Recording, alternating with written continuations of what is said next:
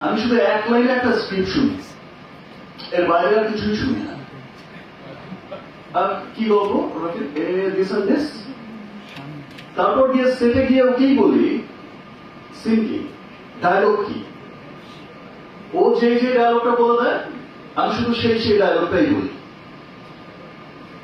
আমার অসম্ভব ভালো লাগে রাফির সাথে কাজ করতে, খুব যত্ন করে সিনেমা বানায় এবং ওর প্রি প্রোডাকশন যে করে সিনেমা বানানোর আগে এত গুছিয়ে কাজটা করে, সেটা সত্যি আমাকে তুফান থেকেই মুগ্ধ করেছে। একটা ডিরেক্টরকে এত বড় একজন মেগা স্টার, এত বড় একজন স্টার যার নামে মানুষ সিনেমা হলে চলে যায়, তিনি একটা ডিরেক্টরকে বিশ্বাস করেছেন, সিনেমা ডেট দিয়েছেন শুধুমাত্র একটা গল্পের ওয়ান লাইন শুনে। এবং উনি আপনি যখন বলছেন রাফি আমি তোকে বিশ্বাস করি, এটা আমার কাছে অনেক বড় দায়িত্ব রাখি। তো ধন্যবাদ ভাইয়া। মানে আসলে আপনার সাথে কাজ না করলে আমি আসলে জানতাম না যে একজন এত বড় স্টার, শুধুমাত্র তাকে বড় স্টার হলে হয় না, তার মনটা কত বড় হইতে হয়। আপনি এটা প্রমাণ করে দিয়েছেন। আমরা সবাই চাই আপনি আমাদের মাঝে অনেকদিন কাজ করেন, বাংলা সিনেমাকে আসলে আপনি এমন জায়গায় নিয়ে যান যা সারা পৃথিবী বাংলা সিনেমাকে গর্ব করতে পারে। উনি এমন ভাবে আসলে ডিরেক্টরের স্বপ্নকে বাস্তবায়ন করেন, ডিরেক্টরকে বিশ্বাস করেন। এবং আমি এই সিনেমায় আমরা খুব প্রেশার নিয়ে কাজ করেছি, কারণ আমার সময়টা খুব অল্প ছিল।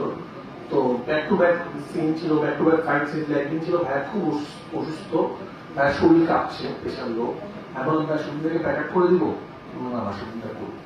তো এই সময় এসে এত কেরিয়ারের 26 বছর, এত এত সম্মান, এত এত ভালোবাসা, এই লেভেল স্টারিজম থাকার পরে যে মানুষটাকে আজকে এত ভালোবাসে, আমি সবসময় আমাদের আর হিরোরা আছে, সিয়াম, রাজ, আমি সবাইকে গর্ব করি যে সাকিব ভাইয়ের জায়গার থেকে তুই সাকিব ভাই এই লেভেলে পরিশ্রম করতে পারে, তোমার তো জান দিয়ে দেওয়া উচিত আসলে।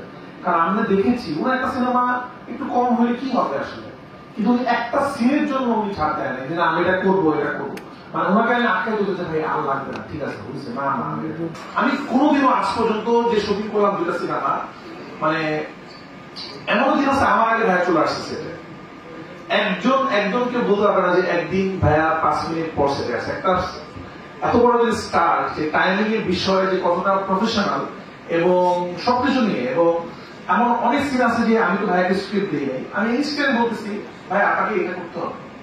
উনি বলছেন আপনারা সবচেয়ে বড় যে হিট যে জিনিসটা আছে, যে ড্যান্স যে ব্যাপারটা আপনারা দেখেছেন সিনেমাতে, সবাই এটা পছন্দ করেছেন।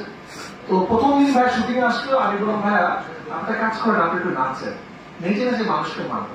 উনি আমাকে প্রশ্ন যদি করতো, আমার কাছে কোনো উত্তর ছিল না তখনও, আমি কেন নাচতে বলতেছি।